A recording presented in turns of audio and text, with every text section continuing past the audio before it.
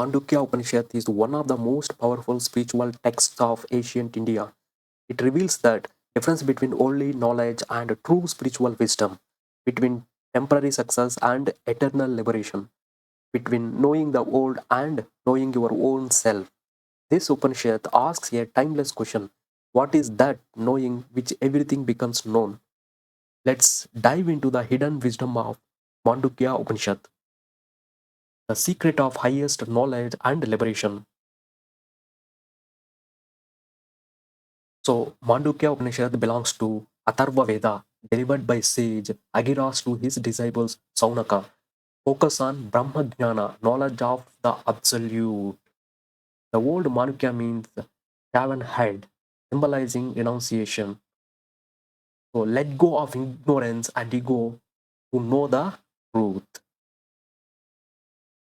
So, the concept of divided into two types of knowledge. Upanishad divided into Paravidya, Aparavidya, higher knowledge, lower knowledge, realization of self and freedom, ritual scriptures and worldly learnings. Aparavidya gives the success in the world. Paravidya gives the freedom from the world. So Vedic source belongs to Atharva Veda and Mundaka's parts, each with two sections. So interpreted by sages like Adi and Madhvacharya. Core teachings: Apara is all about can be known. Para is that by which unknowable is known. So the direct realization of Brahman is eternal, formless, and infinite consciousness. So consciousness, without consciousness, you can't experience, you can't see. Without consciousness, you can't hear. Without consciousness, you can't think. Without consciousness, you cannot imagine. Without consciousness, you cannot experience. Right?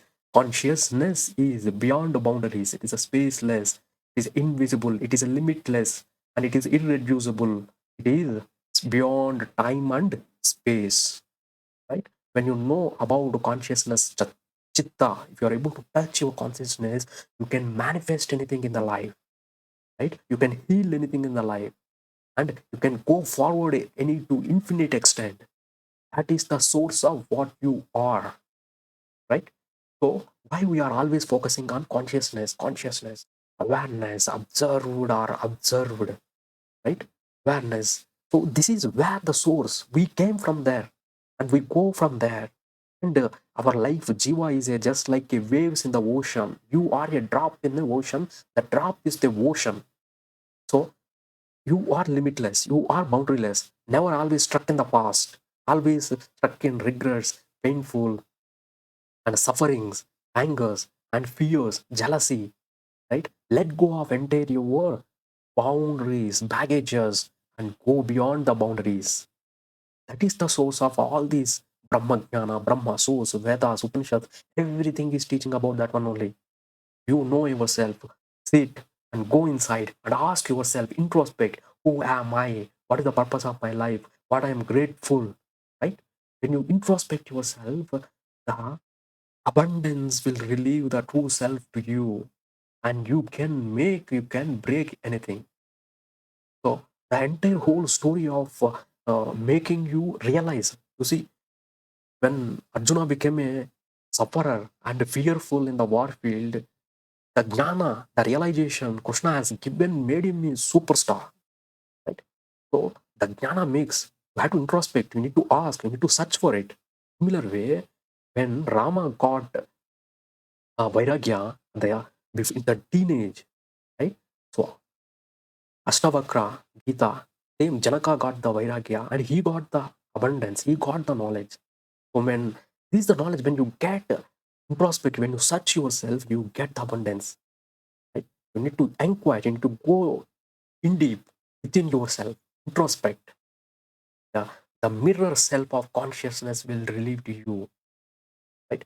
So the consciousness is the space between two thoughts, the space between two breaths, the space between two intentions, the space between two emotions, right? The space between two experiences. That observer is observed, and observed is beyond your mind and your senses.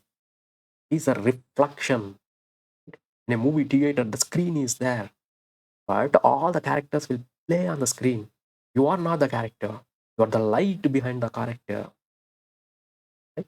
That is where you need to observe the consciousness. When you know yourself, you can manifest anything at the same time, you can heal anything.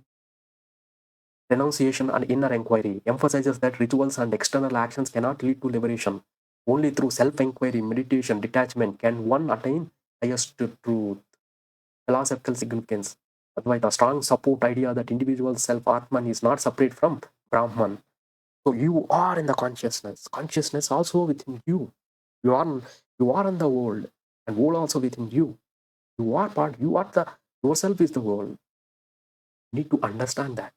You are limitless, you are boundaryless, you are spaceless, you are timeless. You are the infinite. Why you are scared, you are feared, nothing can stop you. Realize this. Path of the seeker encourages moving beyond intellectual sources to the direct experience. Spiritual discernment urges seekers to distinguish between the transient pleasure and eternal truth. Symbol of two birds. A poetic metaphor. Two birds sit on the same tree. One eats the fruit, experience light. Another watches silently. Pure awareness. Right? Observer. Your mind is the observer. Observed. So you observed your mind. So your mind itself is observing everything. The observed is the consciousness, and it is a formless. It is a timeless. You can't even like see it. It's a formless. You have to experience it, introspect and experience that consciousness, pure mirror of your own self. Represents Jiva, individual soul, and Paramatma, super self. Nature of the Brahman. Brahman is described as the formless, eternal, and omnipresent, and sources of all creation. Realization of Brahman leads to moksha, liberation, transcending the cycle of birth and death. Right? The creator, you are the infinite possibilities. No, you are the creator, you are the creativity, infinite possible creativity you can do. So when karma, the karma is the repetitions of the memory again and again and again. When you stop it through your creativity and through your actions, through your realization, you will get the moksha. Spider analogy is like a spider creates a web from itself and withdraws it from into itself. The same way, universe arises from the supreme and dissolves back into it. Everything you see is a Brahman. Entire universe came from nothing, right? And we also created by universe. So everything is spaceless, timeless. So consciousness is beyond the time and space, eternal, forever. Path of the true seeker. To know the ultimate truth, one must approach the realized Guru. Cultivate faith, surrender, and discipline. Live life of truth, self-control, and austerity. Upanishads say truth alone triumphs, not falsehood. Satyameva jayate. The mantra is today's national motto of India. Meditation and renunciation. Upanishads emphasizes meditation over rituals, realization over belief, silence over debate, self-inquiry over blind following. The real spirituality begins when the mind becomes pure and turns inward. The supreme reality, Mandukya Upanishad describes Brahman as a eternal, infinite, omnipresent, beyond mind and senses, the light of consciousness within all beings. It declares Brahman is the radiant self within you. You are not the body, you are not the mind, you are pure consciousness. Significance of Om. Om is the sacred sound. The arrow is the mind, the target is the self. Through Om meditation, the seeker reaches Brahman. Final wisdom comes from peaceful, detached, compassionate, unshaken by joy or sorrow. Like a flame without smoke, it shines in his whole light. So Mandukya Upanishad teaches, don't chase knowledge that ends with the body. Seek the knowledge that free the soul. True wisdom is not accumulating information, but realizing who you are. If you want to understand essence of this life, go beyond books and experience. Know yourself.